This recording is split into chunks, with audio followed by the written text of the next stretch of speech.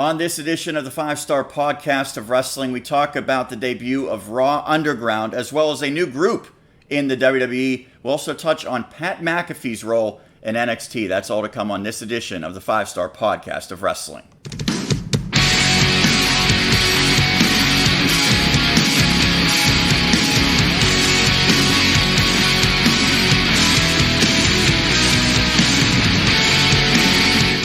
And welcome back to another episode. I am your host, Sean Meyers. Joining me once more is one Justin Lowery. Justin, I am in some new confines, my new abode here in Apollo. And while I have moved, we continue the podcast all the same. After missing a week last week, much needed. Glad to have you back and try to catch up on some stuff. And typically this time of year should be one of the bigger ones, at least for WWE, because we're closing in on SummerSlam. That's always been the second biggest event of the year. And I know we had gone back and forth. Will they be able to do something special for SummerSlam, whatnot? Do you get the feeling that at this point it's probably just going to be much like another glorified Raw or SmackDown? Oh, I would assume so. I mean, I guess they're still holding out hope. Having it in front of fans, Do you think that's a realistic hope? If they can find a state that will allow it, yeah. I mean, there's an independent wrestling company here in Pittsburgh, you know of, and they're running shows with like less than 250 people. And I believe they did one at a baseball stadium today. Yes, and that sort of seems a little bit more conducive to, if you're going to do it in front of fans, do it like in an open air, spacious type of thing, as opposed to an arena. This is the season to do that. If they can find a little, stadium like that they can put in 200 people. I mean, 200 people is better than, having your NXT wrestler stand out there and do fake chants. I would rather see that. And at this point, 200 fans would seem like 10,000 fans. There's also been rumors SummerSlam could be on a boat or something beach theme. Hokey, or would you sort of dig that? I'll give it a shot. I mean, why not? I mean, it might seem a little odd because of the backdrop. How did AEW's come across? I thought, I think it come across well. I would be pro that if they decided that. I would want some fans there or something, just not them on a boat wrestling with nobody around. I think that would be kind of stupid. So we talked about some of the big stories this week, and I think as they move towards SummerSlam, WWE's trying to do some stuff to generate some excitement because they desperately need it. The ratings have continued to drop, and I think that they're sort of getting to the desperation a little bit at this point. So they make a couple of announcements before Raw on Monday. And I see two sides to like advertising. Okay, that'll get people to tune in, but you also sort of take away the surprise and you leave it open to disappointing people if you don't deliver. So there was two things teased. One, Shane McMahon returning. A lot of people rolling their eyes at that. Probably thinking it's like, okay, we've seen Shane. We got sick of Shane.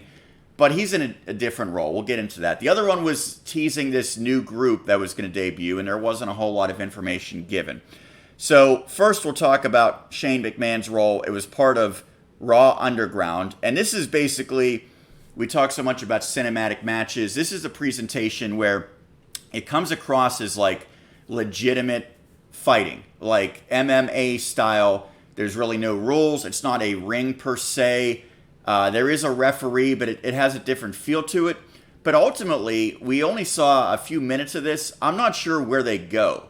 So what was your reaction to it, and what can they do with this moving forward that might really benefit the product? I'm more of in a wait and see. I don't want to pass a quick judgment either way. My initial first response was, this ain't going to work, but I don't want to be negative right off the bat. I want to give it a couple weeks to see. It came out of nowhere. It makes basically zero sense to me. So that I think that's why I was kind of taken aback, but that's why I want to give it time. I don't really understand it. Okay, the Viking Raiders came off looking like, tough guys, which that's what they should much look needed, like. Yes. Well, actually, not comedy acts.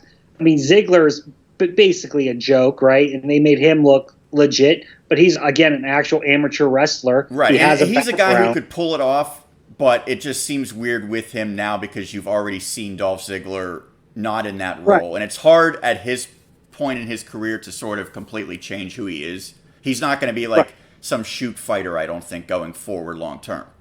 Well, no, because the damage has already been done.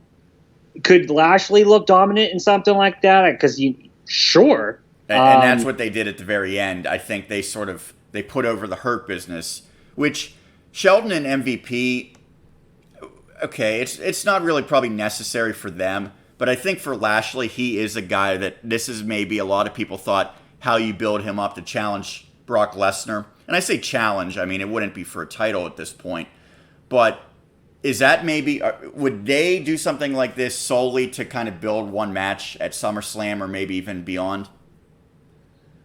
Sure. I mean, I think this was done because they're in desperate need of something. And especially in the third hour of Raw, the ratings even dip even more if you look at hour by hour.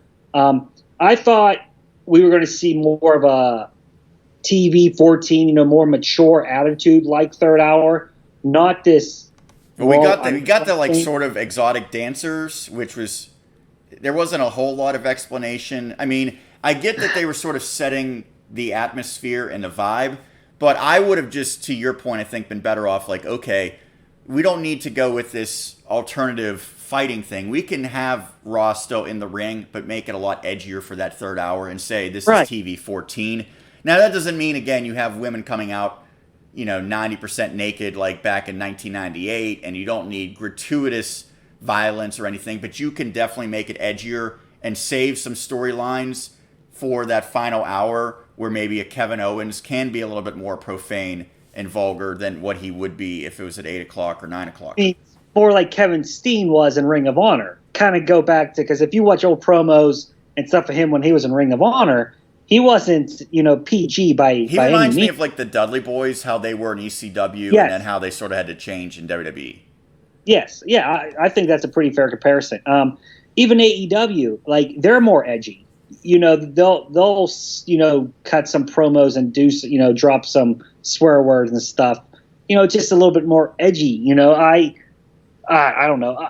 All I saw in the Underground, I couldn't stop looking at Shane and how sweaty he was. I even texted you, like, why is he so sweaty? Like, I just couldn't get past that. There's no AC in the Raw Underground, Justin. Yeah, I think because of everything, I could not get past that he was so sweaty. Like, and what was the point? I just don't get the point. Like, well, let me ask, here's my concern, and I've saw other people say this as well. So I think almost everyone above the age of like 10 realizes that wrestling, is not real in that sense. People aren't really trying to hurt each other, stuff like that. So when you mix this in and try to make this look real and say like, okay, this is actually like fighting, this is legit, which is sort of how this is supposed to come across, right? Then isn't that basically even more so exposing all the stuff that's in the ring with the, like, why would you do these type of moves when you could just pummel a guy down in 30 seconds like we see on Raw Underground? That's a good question, right? But I think that's where you have to, give your disbelief. Lesnar, I think, does a pretty good job of mixing his MMA style into his wrestling / style and makes it a little bit believable. But what we saw from like Ziggler or the Viking Raiders, when they go back in the ring in 2 weeks and then they have a regular wrestling match, it's like, well, why do you wrestle like that here, but you just, beat the crap out of a guy? Let's not talk about the wrestling aspect. The Viking Raiders, in 2 weeks, they're back doing a, goofy comedic segment when 2 weeks ago you were like legit badass. Like, why are you being goofy here, but you're a legit badass down there? Like, that, again, that doesn't work. But, it's like Vince McMahon finally saw Fight Club for the first time 2 weeks ago, and he was like, oh, and then we're going to do that. Like, I don't know. And honestly, if the ratings don't improve, I could see him dropping this in like 3 or 4 weeks. I don't see how that's really going to help the ratings that much, right? Like, who would tune in to see that on a regular basis that wasn't watching previous? Nobody. You know, But I don't know. I don't think it's a terrible idea if they do it in the right way. But the other aspect is like at the very beginning of it, and I got home about an hour into Raw, so I was like, maybe I missed something. It was like no one knew who the people were at first. So I'm like, right. they have all these people that we don't even know that are fighting. What's the end game to this? Who does this help? Now they brought again Lashley and the Hurt Business, and I think it really is mostly to put over that group. But it just seems like bizarre. I don't know who these people are. They're like, you know, guys who haven't even debuted in NXT. So why would I care about seeing them fight if it's not going to result in anything going forward? Yeah. That's why. To me, I just didn't get it. That's why I said I just did not understand what they were trying to accomplish. Now, we might have a better idea after this Monday night, you know, storyline wise, where they're going with it. I have no idea. Maybe some of the people we didn't recognize who were fighting and getting beat up by Dolph Ziggler and Eric of the Viking Raiders actually are members of Retribution, which that was the second tease before Raw, that there's this new group that's going to debut. And it was sort of misleading because, like, they didn't really debut. They were just kind of causing some mischief. They had these really, like, WWE can't make anything seem realistic, right? Like, oh, the microphone's not working. Oh, it's getting dark in here. Oh, someone pushed over a box. And then we see, like, the surveillance, which is obviously very horribly presented if it's supposed to be real, like, video footage of surveillance of people, like, destroying, what was it, like a transformer or something. Yeah. So this group, that was their debut. We didn't know anything about them. All we saw is they were 5 people, and they were dressed like in all black. Now, on SmackDown, they did a lot more. They were in the ring, and they wreaked havoc, and it was very similar to, like, what Nexus did when they debuted, just destroyed everyone. What a menace to the entire company this group is. Interesting that they were all still masked, so we don't know who. There's going to be a reveal, but it didn't seem like these were the potential future superstars. They were all very tiny. There's a couple women in there, and I don't know. It was just like it didn't really feel like how it felt with Nexus, which was like, okay, this is impactful. Even with the Alliance when they invaded ECW and WCW, okay, this is like a big deal. This didn't have that feeling to me. Maybe it's because there was no fans there. Maybe it's because ratings have been just at an all-time low. But what is the future of this group? Who might it be? And is it going to work? I don't know. I don't know if it's going to work. If I'm basing it off of 1 week, I'm going to say it's not going to work. I think it's probably better that there wasn't a crowd, because I think the crowd probably would have kind of laughed. If they would have done the same stuff they did last night, like you said, they came off, they were all very tiny. Some of them were clearly women. Some of them looked like they could have been 14-year-old kids. Honestly, I think the rumor is that there's 2 women and 3 guys. But, like, no one was towering. People were saying, oh, Dominik Dijakovic. Well, he clearly wasn't one of the people last night. That being said, they might not have actually used the real wrestlers. Right. They might have used stand-ins, which is kind of a cop-out, right? Yeah, but, like, I thought it was kind of comical. Like, I came off to be more comical, and I don't think that's what they were going for. I think they want us to take these guys as serious threats, but it was very hard to, when, like, I don't know, the chainsaw bit just made me laugh. I immediately thought everyone brought up Chainsaw Charlie. Yeah. I mean, yeah, that's. I think anyone who's been a fan for a while, that's what I went back to myself. Like, and they were all like holding their arms up. It was just they seemed like really like dorky talking. People, like juveniles type of. Right, like you heard them talking and screaming, and like that's why it made me feel like a kid who hasn't really hit puberty yet. And I was just cracking up. It's like what a 13-year-old boy would do. Like, oh, this is cool. Yeah, it came off hokey to me. There was a lot of people after they saw it on Raw, when they did the Molotov cocktail or whatever, that said this is like portraying Antifa. And they're doing this because that would generate a lot of publicity, probably in the negative, but in some way it would. And Vince has many times sort of tapped into what has been notable in public culture and how to roll with that. And we've seen it backfire sometimes. Remember Muhammad Hassan and how that really just ended because they got too much pressure from sponsors and saying like this is not PC, that type of deal. Do you get that vibe, and do you think that that could either create controversy or create some problems for them if that does continue that route? I didn't get that vibe. I mean, I really didn't either. I think people were sort of just stretching it, but that didn't pop in my mind. And there was this rumors a couple weeks ago that he wanted to do a new Nation of Domination stable with Mark Henry being like a mouthpiece, but then he decided. If you think of MVP, Shelton and Lashley, and they've also tried to recruit Cedric Alexander and Apollo Crews, it's very clearly like they're going for black wrestlers. They originally were going to, but now they kind of dropped that angle. Instead of being maybe more about Black Power or Black Lives Matter movement, it's just gonna be the hurt, like you said. Like, do you remember the New Day when they first started? They had that, and then they like disappeared, and then they came back, and they were completely different. Yes, I do remember that. I wonder if maybe that could have been an option too. But so with this Retribution, is this something that you expect it to be NXT people? Do you think it'll be even notable people? Because some of the names thrown around, honestly, aren't big-time difference makers. I've heard Vanessa Bourne and Chelsea Green, as I mentioned, Dijakovic, Ciampa, which I actually thought the one voice did sort of sound like his on SmackDown. People said Johnny Gargano and Candice LeRae, but it doesn't seem like anyone that's bound to make a huge impact on the main roster amongst those names. Yeah, you would have to do a big name. Like, could it be guys that are already on the main roster or women that believe they need to get over, like like Cedric Alexander, Ricochet? People said Ali. Mustafa Ali. Like, wouldn't those three guys kind of make sense? And then maybe a couple women that believe they should be more over. If you want to add, maybe Naomi, like, she had like a little hashtag going for herself, something like that. Then other than NXT people that the majority of the people that watch Raw probably don't even know who they are.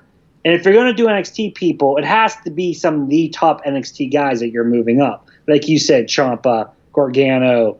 It has to be, people like that, or it's not going to work. If it's going to be people we've never even seen on TV, period. I mean, I don't see how Vanessa Bourne or Chelsea Green makes an impact. Yeah, I mean, I know who they are, but I don't see how people are going to care. I don't. Well, Justin, one thing that you cared about on Raw was the promo between Randy Orton and Drew McIntyre. And I think most people would say when you're talking about the men in this company during the pandemic, they've probably been the two best. And now they're squaring off. They're going to go at it at SummerSlam. Some people said that this was actually like a lose-lose scenario because Orton's so hot right now and McIntyre's been a great champion that you don't want to see either guy lose. But at the same token, that's why you have a big-time main event championship match at a pay-per-view, right? Because you don't know what's going to happen. It's not clear. So I'm behind this feud. I think both guys did a good job. I will say they sort of went, not off the script, but they went outside of like what we see on TV, and they talked about a lot of Randy Orton's behind-the-scene issues. They tried to bring some reality into it, and both guys I thought handled it pretty well. What did you like about this promo? I loved it, because I even texted you, and I thought it was one of the best promos I've seen on WWE programming in quite some time. I was kind of flipping back and forth, and luckily I caught that right at, when McIntyre was coming out. So I was like, all right, I'm going to listen. I listened to his promo. I was like, oh, okay, that's pretty good. Orton came out. They had a little back and forth, and I'm like, this is great.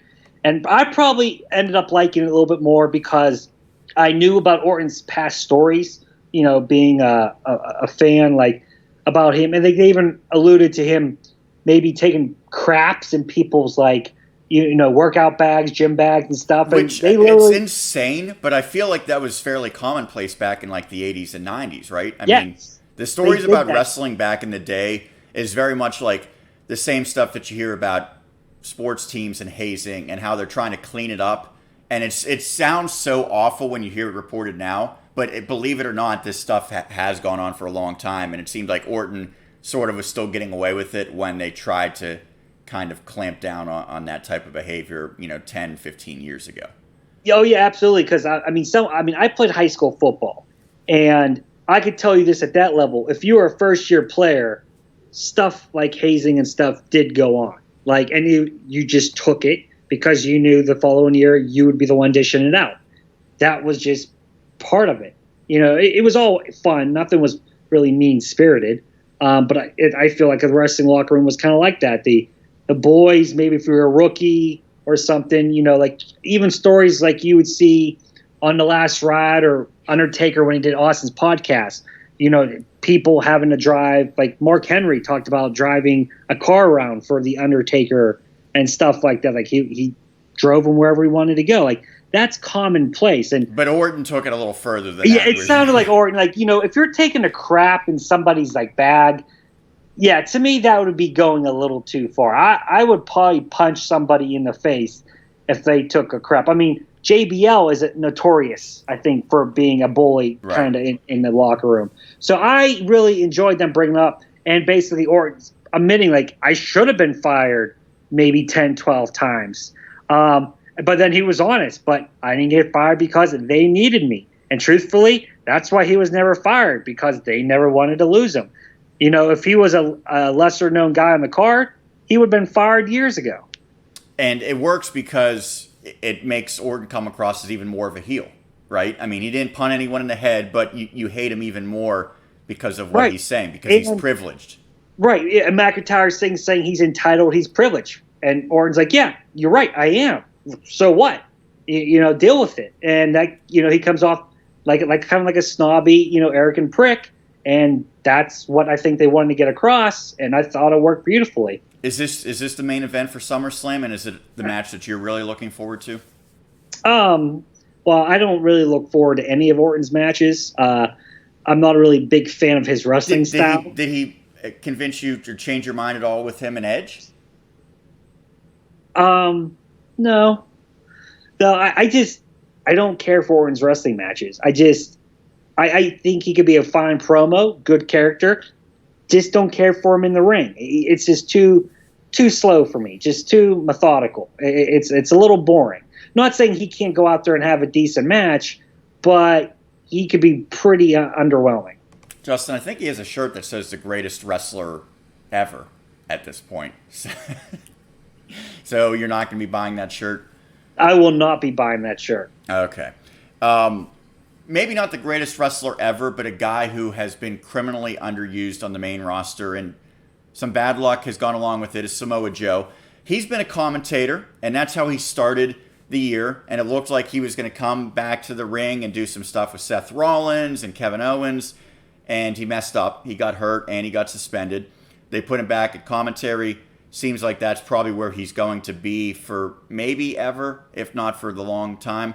But you still get these really cool moments. And to me, when Samoa Joe stepped in front to kind of protect Tom Phillips on Raw from Seth Rollins and Murphy, that's like the type of moment that not everyone can pull off. Samoa Joe has some presence that very few people have. He's a guy, when he starts like saying like, you're not going to do this or else you're going to be hurt, he has more credibility than just about anyone. How would you like to see him used going forward? Do you think that he's pretty much just set at the commentary booth, or do you think maybe this is a sign that he could be given one more chance in the ring? I mean, it could be a sign that he gets one more chance. I mean, I'm going to assume he has a couple matches left in him. I don't think he's done, but I do believe it seems like his job in the future within that company is behind the announcer's table. It kind of sucks. But he kind of got there too late in his career, and then his body just seems to be failing him. He just seems to be one injury after another, and he did get popped for a suspension. I'm going to assume it was probably something to take to help him recover from an injury or something in that nature, and it sucks. They need stars, and he seems more ready built to be a star than the vast majority of people that they've tried with. He already has an appeal that a lot of people are familiar with. Yeah, but I don't know if he's Vince is a big fan of his work. I don't think Vince sees him as a big deal. Remember when he even joined the company in NXT, he wasn't supposed to be a main event NXT player. But the fans got behind him, so he got the push. Well, I think he was just supposed to be in NXT because they're like, hey, we need to bring in veterans. We need people to make this brand significant. And that was it. He wasn't going to go to the main roster. Right. And then he really took off in NXT, and then they were like, oh, well, I guess he sold a decent amount of merch at the NXT level, so they brought him up. And, they gave him a couple pushes, but every time he seemed to be going somewhere, he would get hurt. It's unfortunate, but Vince, if he gives you a push or two and you end up getting hurt, you're pretty much done. I mean, ask Daniel Bryan about that. So we talk about Samoa Joe, the great work he did in NXT. NXT has made some headlines the last couple weeks, and it's for a much different reason than usual. They try to go a little mainstream, Justin, with my good pal, Pat McAfee. And, of course, I say that sarcastically. He and I are not pals. But he is one of two Plum Mustangs in WWE now that will have a role as an active competitor because he's going to be taking on Adam Cole at what is, I guess, in a sense, the biggest NXT pay-per-view of the year. It's their 30-show anniversary. And remember, they didn't even have the one before WrestleMania. They kind of just broke that up and they had the In Your House. But this seems like they're trying to get more casual fans in. This is a different approach for NXT. This is more like what the main roster has done many times. What's your reaction to it? I can't stand Pat McAfee. I think Justin, he's a total... You have gone up even further in my book. Yeah, I think he's a complete tool. I don't find him funny. I don't... It seems like he tries very hard to, kind of have this personality and this persona. He's very much like, even before he came to wrestling, he had like a wrestling type persona. But it just, I don't know, to me, he just doesn't come across as very legit. It looks like he's not taking this real seriously, in my estimation. Well, it probably isn't. He's having fun with it. There's no doubt about that. But yeah, I just don't think he's funny. Even when he was a Colt in his like little tweets when he was the punter and this and that, I don't know. I don't like him. He annoys the hell out of me. So I guess I do want to see Adam Cole, beat the hell out of him. But knowing that wrestling, as you said, isn't a legit sport, it's not like I can get comfort of watching someone pummel him. I don't know how mainstream he is though. Like, how many people really know who he is and are fans of him? I mean, honestly, he's probably the most well-known punter in NFL history. But yeah, it's not like he's a superstar NFL player that people who only watch the NFL would start watching NXT. I think it does bring in some people, but the question is, does this kind of diminish what NXT has done? Does this diminish Adam Cole, even if he does win?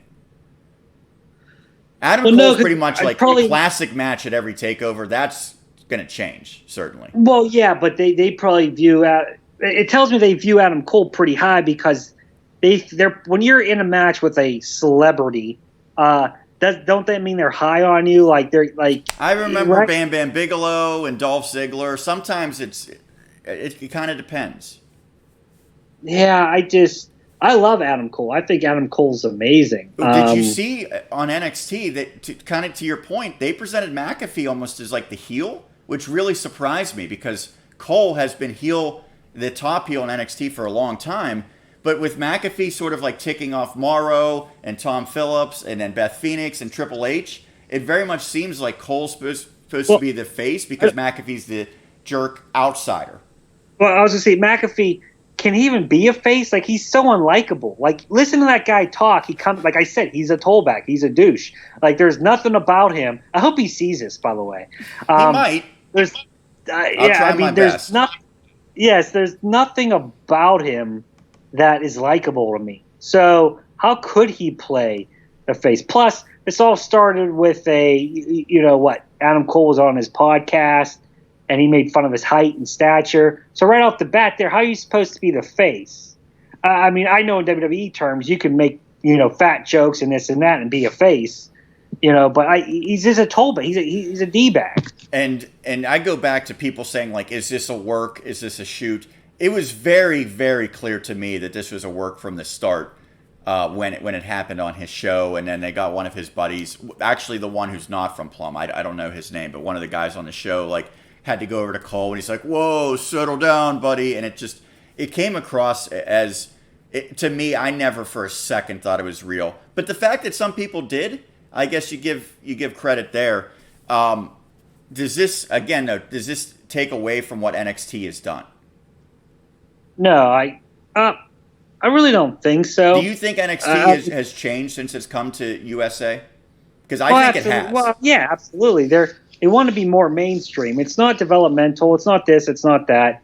They want to beat AEW in the ratings. AEW, had a pretty significant gain this past week, and I'm sure Vince is ticked off. So he'll do whatever it takes to beat the AEW, and getting more mainstream is the way to do it. But he doesn't compare to Mike Tyson, to your point. Well, no. Everybody knows who Mike Tyson is. Cult fans will know who McAfee is. WVU fans will. And, hey, if you're a Plum, graduate, alumni, you probably know who he is too. Indeed. So I want to talk about AEW because the ratings have gone up quite a bit for both shows, but really for AEW over the past month. So that's a good sign. They're getting to about as high as they had ever been, or close to it. But they've also gotten some criticism, and it's come on the women's side. So you have seen AEW from the start. Do you have an issue with how they're presenting their women? Is it something they need to address? No, because I think they know their division is not very good. What do you want? It's not like they have a lot of talent. There's maybe 3 or 4 women that are decent. And some of the women that are decent right now, they can't even get on the show because they can't get them in the country, whatnot because of the pandemic. So Britt Baker, who was pretty hard, got hurt. So they're struggling, and they're not very good. Their matches are very blah. And what do you want them to do? Like, I'm all about women's wrestling. I could enjoy a women's match, just like any match, but they don't have the women on the roster to compete like that. Would signing 1 or 2 of them change that? Sure. Yeah, she would be a big time signing, but by all accounts, she's a horrible person to work with. That's why she's not signed with WWE. Her reign as Impact champion ended without her even defending the belt and dropping it because she held him up for money. She doesn't seem like an easy person to work with, but hell, if I'm AEW, I would take a chance because to me, they're desperate. Justin, I have frozen up here, unfortunately, so I'm going to have you stay on camera for the time being. You can still hear me at least as I try to get this squared away. I want to talk quickly about SmackDown and the last couple weeks, the Fiend involving Alexa Bliss, attacking her, trying to get some spice to he and Braun Strowman. Do you like this? Do you like the use of a female pawn in this storyline? It's don't a lot of movies have a female, pawn, I guess you could say. The hero has to save the female. I'm sure some people will complain, but it is what it is. It's wrestling. Don't take anything too serious. Is this a good role for Alexa Bliss, who I think is sort of kind of hit a plateau in terms of her in-ring stuff? She's worth more than what she's doing here. But like you said, I think they don't really know what to do with her right now. They probably got nothing for her, so that's why she's doing this. It makes sense because they were referring back to her and Strowman's, mixed tag team. So, it does make sense story-wise. It's not, out of the blue. So I can dig that. But, yeah, I have no problem with it. I absolutely love referencing history. And that's something that WWE doesn't do very much, but they've done it in this case. And they've really done it this entire storyline going back to Strowman debuting with the Wyatt family. Oh, yeah. Why not? That's the stuff I'd rather see more. Don't make us, act like we're fools. We remember things. So why not use that to their advantage? All right, Justin, anything else you want to touch on? Since I'm frozen here, unable to move. No, I mean you look good on you look good on my screen. I appreciate that. I've Yes. put a lot of time into my appearance today. Thank you. All right. Well, in the meantime, what we will do is we'll call this one quits. I promise you, I am not frozen as you see. But you can follow us on Twitter, 5-Star Pod Wrestle, Instagram at 5-Star Podcast of Wrestling. You could also subscribe to our YouTube channel. Check out all of the old episodes. We have something like 150 episodes or something at this point. So that's plenty if you're bored like I am to go back and catch up on. But for now, we will sign off. We'll catch you again next week. It'll be right here on the 5-Star Podcast of Wrestling.